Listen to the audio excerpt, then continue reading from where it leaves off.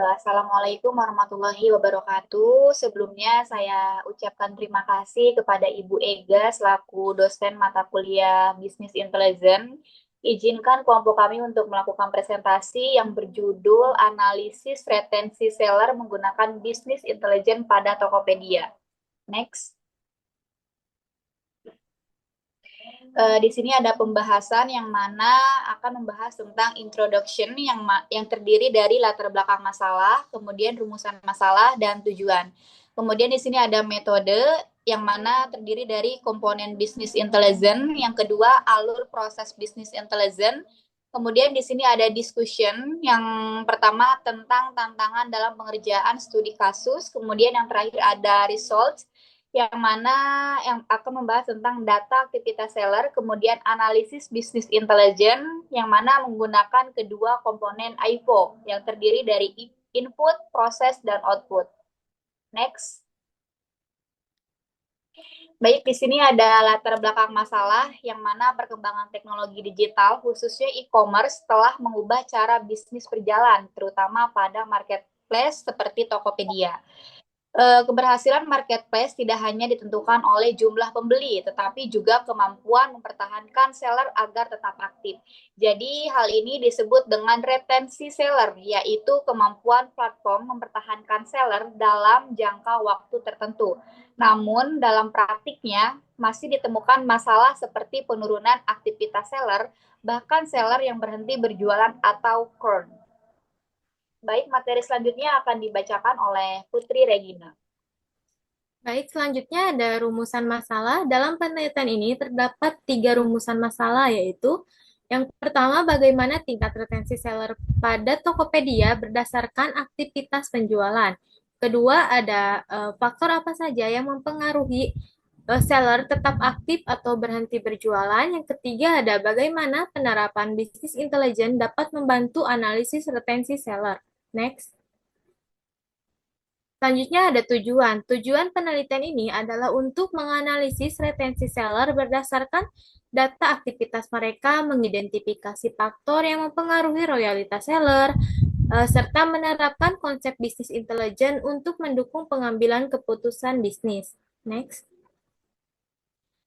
Di sini ada metode. Metode BI yaitu komponen yang digunakan meliputi yang pertama ada ETL atau Extract, Transfer, and Load, data warehouse sebagai tempat penyimpanan data, OLAP untuk analisis data secara multidimensi, dan dashboard visualisasi data. Data yang dianalisis berupa aktivitas seller seperti transaksi, login, produk aktif, rating toko, dan penggunaan fitur promosi. Yang kedua ada alur BI. Proses bisnis intelijen ini dimulai dari ekstrak, yaitu pengambilan data dari marketplace. Dua, transport, yaitu pembersihan dan pengelompokan data menjadi kategori seperti reseller aktif, risiko chance, dan tidak aktif. Ketiga ada load, yaitu memasukkan data ke data warehouse. Kemudian dilakukan analisis menggunakan OLAP dan hasilnya ditampilkan dalam bentuk dashboard visualisasi. Baik, terima kasih kepada Putri. Selanjutnya akan dijelaskan oleh Silvi Nursela. Baik, di sini ada result. Pada bagian hasil, kita menggunakan pendekatan IPO, yaitu input, proses, dan output. Yang pertama, inputnya adalah data aktivitas seller seperti jumlah transaksi, frekuensi login, produk aktif, rating toko, dan penggunaan promo. Adapun prosesnya yaitu pengolahan data menggunakan ETL dan pengelompakan status seller seperti aktif, bertahan, resiko churn, dan tidak aktif. Adapun outputnya adalah ditemukan bahwa seller dengan transaksi stabil dan aktivitas tinggi cenderung memiliki retensi yang lebih baik dibandingkan seller dengan aktivitas rendah. Untuk komponen yang kedua, inputnya adalah data yang sudah tersimpan di data warehouse. Yang kedua, prosesnya adalah analisis menggunakan OLAP untuk melihat pola aktivitas seller seperti transaksi, interaksi pelanggan, dan penggunaan fitur promosi. Adapun outputnya adalah dashboard menunjukkan bahwa seller aktif menggunakan fitur promosi dan memiliki retensi interaksi tinggi dengan pelanggan, memiliki tingkat retensi lebih tinggi, sedangkan seller cenderung beresiko churn.